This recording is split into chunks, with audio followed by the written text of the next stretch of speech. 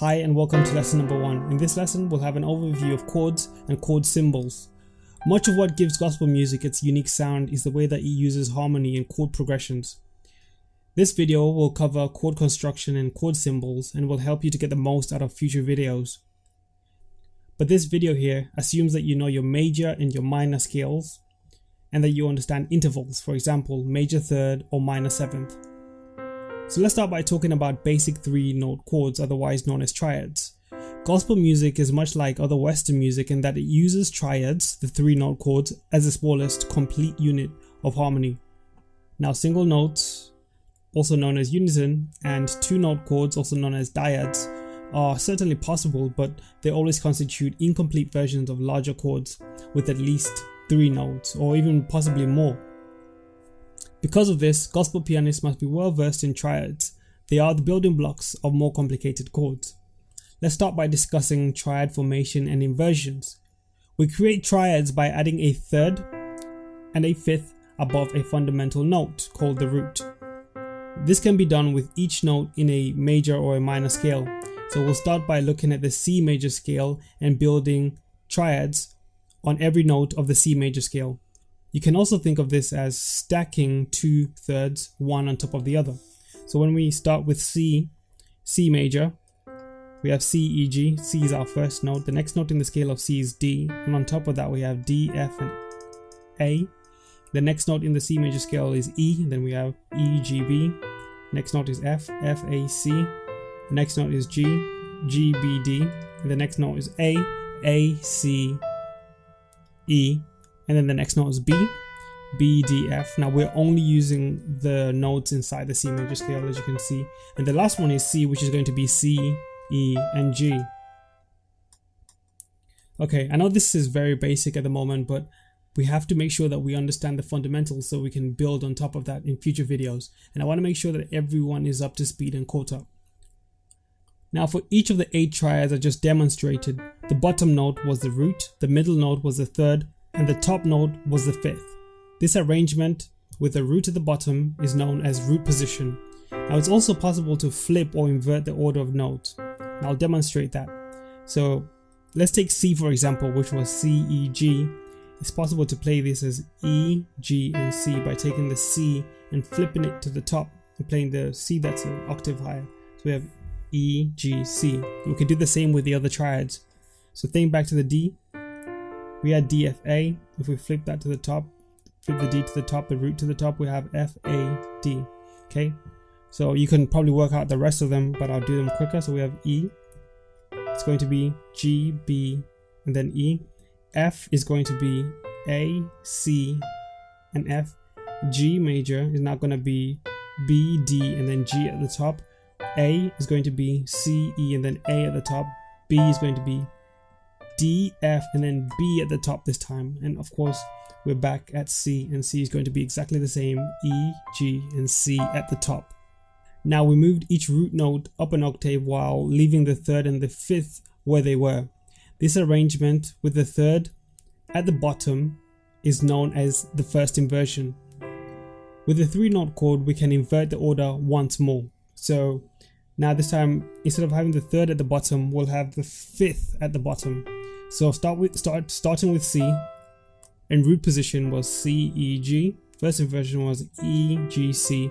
That means the second inversion is going to be G, C, and E. Remember, this first inversion is just root position. We're not really classifying it as an inversion. So the first inversion is when we made the third the bottom note, so E, G, C. And then the final inversion was G, C, E. Okay, so we'll do the same for D minor. First inversion was F, A, and then D. And then the second inversion is going to be A, D, and then F. Do the same with E. Flip it up once, and the last inversion B, E, G, and F. The same thing. Alright, okay, so now you've probably inverted all the notes in the C major scale. Once you get to the final C, you'll notice that both the root and the third are an octave higher than they were when we started. This arrangement in which the fifth is at the bottom is called the second inversion.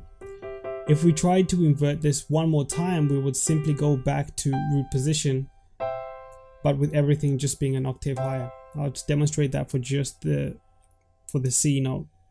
So with the C note in root position, we had C, E, G. If we invert that once, we have E, G, C at the top. If we invert that the second time, we have G, C, E, which is our second inversion. And again, if we invert that one last time, we end up with the same C chord, just an octave higher. So now let's look at this in another key. So now this time we'll look at the key of B flat. The chords in B flat are built the same way as they were built in C major, by placing a third and a fifth above each of the notes in the B flat major scale. You simply need to observe the key signature to make sure that it sounds like B flat major. So we start with B flat. The next one is going to be C, E flat, G. The next one is going to be D, F, A. Then we have E flat, G, B flat, F, A, C, G, B flat, D. Then we have A, C, E flat. And then we have B flat, D, and then F. Okay. So what you have to do now is just take those chords and flip them. You'll notice that as you play through some of these chords, you'll notice that some have a brighter sound and some have a darker sound. That's because some of the chords are major chords, which are the ones with the brighter sound, and some of them are minor chords, which are those with a darker sound. There is even a diminished chord. A closer look at the intervals, especially the third, will explain why.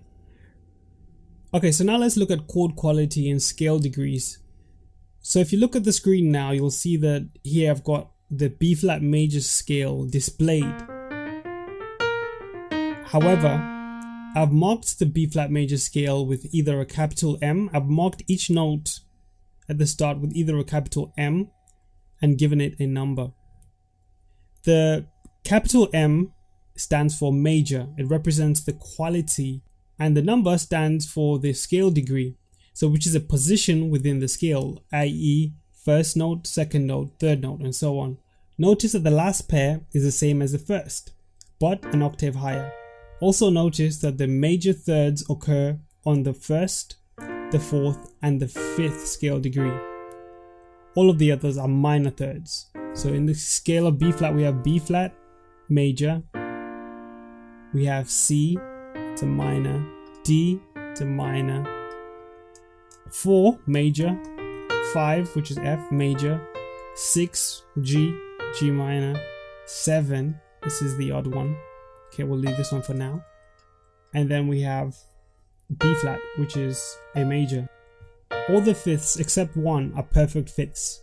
The combination of a root, a major third, and a perfect fifth creates a major triad. The combination of a root, a minor third, and a perfect fifth creates a minor triad.